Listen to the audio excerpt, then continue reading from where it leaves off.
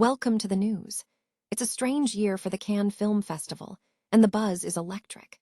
We start with the Vulture reporting on the Hollywood-less Cannes, where we see a noticeable lack of big studio films and a brand new partnership with Meta, bringing in a TikTok star to interview on the red carpet using Ray-Ban Meta glasses, while Mark Zuckerberg's team sets up a temporary base for hands-on demos of their latest AI and wearable technologies. This is a wild mix of high-tech and high fashion. Never get caught with a dead phone again. This INIU portable charger is compact, travel-friendly, and gives you fast 45-watt charging with a built-in USB-C cable, so there's no need to carry extra cords. With 10,000 mAh power, it's perfect for busy days, trips, emergencies, or anytime your battery drops too low. Grab yours on Amazon through the link in the comments before your phone hits 1%. Next up, we dive into the incredible presence at Cannes. Peter Jackson, the director of The Lord of the Rings, touched down in the south of France to accept an honorary Palme d'Or ahead of his new film, The Electric Kiss. We also see controversial appearances as James Franco was mobbed by fans, and Jane Fonda brought serious glamour to the red carpet, all while the festival grapples with the massive shifts happening in Hollywood. Joining the action are the jury members themselves. Demi Moore, Chloe Zhao, and Stellan Skarsgård shared their reactions to being invited to the jury, led by Park Chan-wook, and Moore even weighed in on the future of AI in filmmaking, stating that while AI is here, fighting it is a battle we will lose.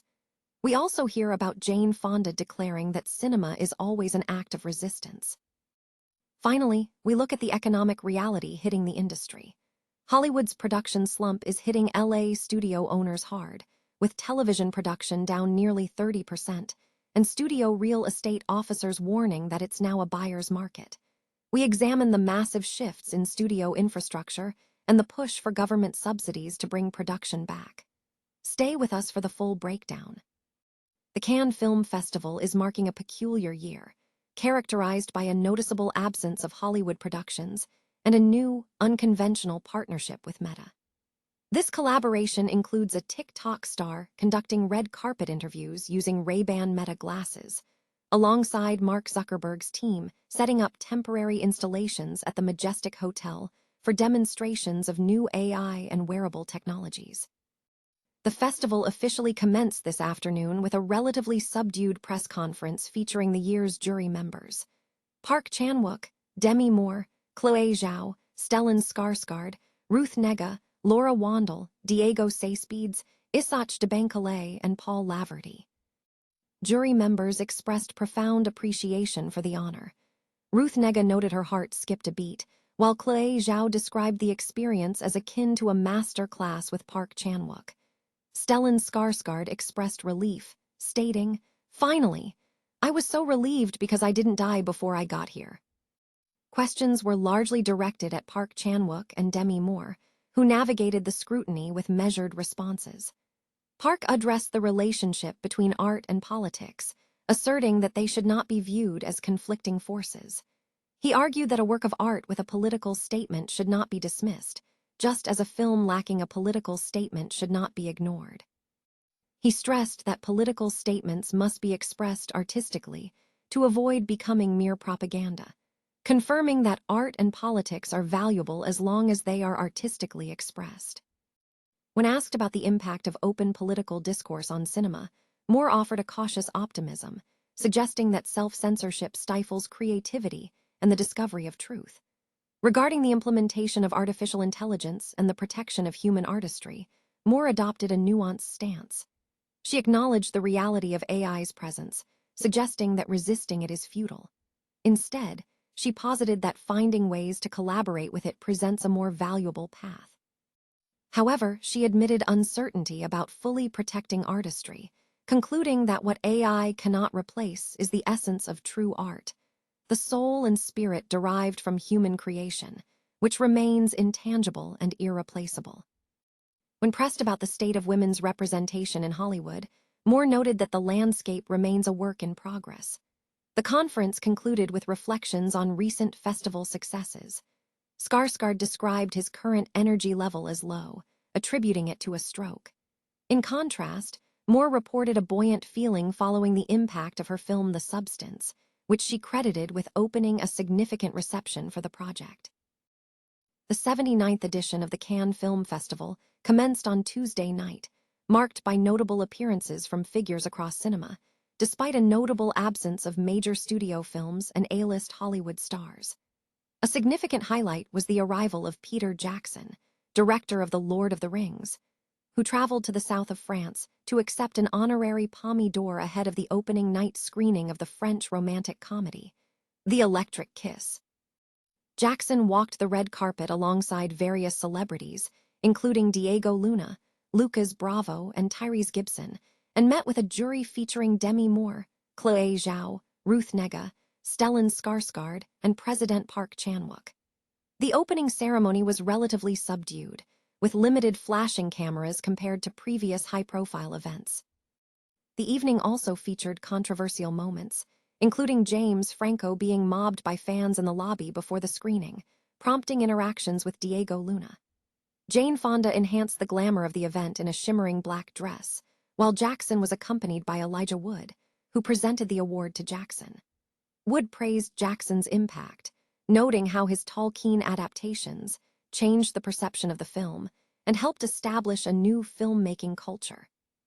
Cannes, under the leadership of director Thierry Fremaux, marking his 25th edition, continues to assert its position as a global cinematic stage amidst ongoing challenges, including streaming wars, the pandemic, and political instability. This year, the festival lineup lacked the major blockbusters seen in previous years, with high expectations for films from directors like Christopher Nolan or Steven Spielberg falling short. Consequently, Cannes is relying on international auteurs such as Pedro Almodovar, Paul Polakowski, and Christian Mungiu. During her address to officially open the festival, Jane Fonda emphasized the role of cinema as an act of resistance, stating that stories are fundamental to civilization, capable of fostering empathy and revealing alternative futures. The 79th Cannes Film Festival has officially commenced on the French Riviera, marking a significant focus on politics, artificial intelligence, and the evolving landscape of Hollywood at this premier global film gathering. The festival opened with a tribute to director Peter Jackson, who was presented with an honorary Palme d'Or, with actor Elijah Wood serving as an introduction. Jane Fonda and Gong Li formally opened the event, with Fonda emphasizing cinema's role as an act of resistance. The jury, tasked with selecting the Palme d'Or, features a diverse and outspoken group.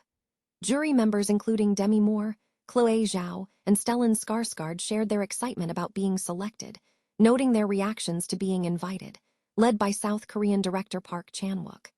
Moore addressed the burgeoning topic of artificial intelligence in cinema, asserting that AI is not a threat, stating that true art cannot be replaced by technology. The political undercurrents of the festival were evident as jury members discussed the context of the event, with screenwriter Paul Laverty commenting on attending Cannes amid geopolitical conflict, referencing blacklisted figures in Hollywood and the need to address global issues. The jury head, Park Chan-wook, underscored the interconnectedness of art and politics, stating that films should not be disqualified based solely on political messaging. While Hollywood blockbusters are notably absent this year, the festival remains packed with established talent. The lineup includes major stars such as Kristen Stewart, Barbara Streisand, Adam Driver, Javier Bardem, Michael Fassbender, Kate Blanchett, and Rami Malek. The festival is also showcasing new works from filmmakers like Pedro Almodovar and Paul Polakowski. Cannes continues to solidify its position not just as a launchpad for studio releases, but as a crucial breeding ground for Oscar contenders, supported by distributors like Neon. Furthermore, the buzz surrounding the event is amplified by the upcoming 4th season of the HBO series, The White Lotus, which is set to film on the French Riviera. Hollywood's production landscape is facing a significant downturn, with Los Angeles studio owners reporting struggles as shoot days and steady employment move outside California or disappear entirely. Television production in LA for the first 3 months of 2026 plummeted by nearly 30% compared to the same period last year, signaling a shift from prior concern to a more severe market contraction. This decline reflects a crash in investor exuberance that followed a period of strong growth driven by the streaming boom, as the demand for studio infrastructure has permanently altered the market dynamics. Leading studio real estate officers describe the current environment as a buyer's market, characterized by increased inventory, reduced production volume, and a lack of need for studios to secure space for multiple shows. This downturn is evidenced by strategic moves across the industry. Film supplier Quixote announced its withdrawal from several LA studios as a cost-saving measure.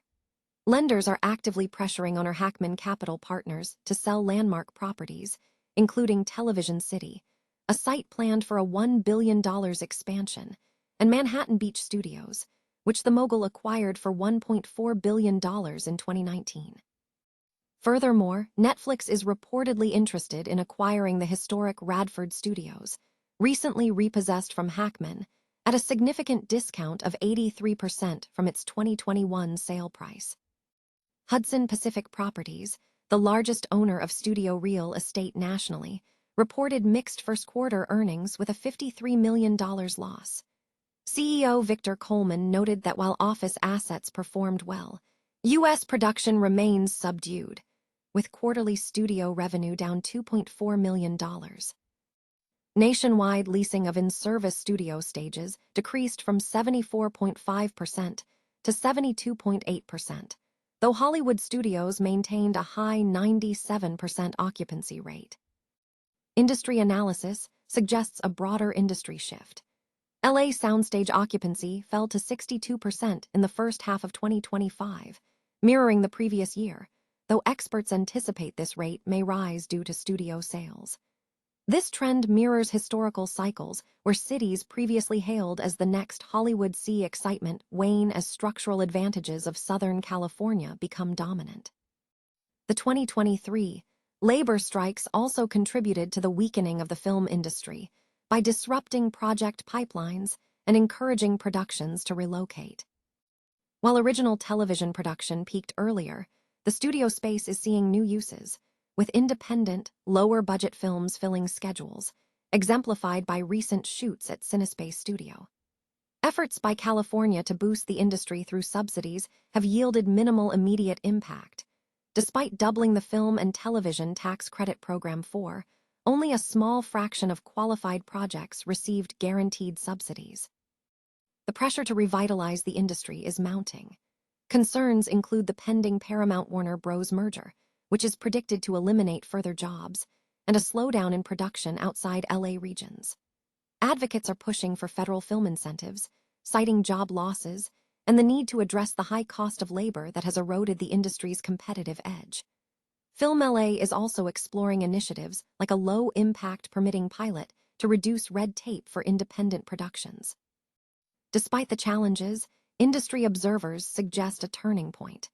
Film LA's communications VP stated that the current situation represents a turning of the corner, though a wholesale return of production to Los Angeles is still awaited.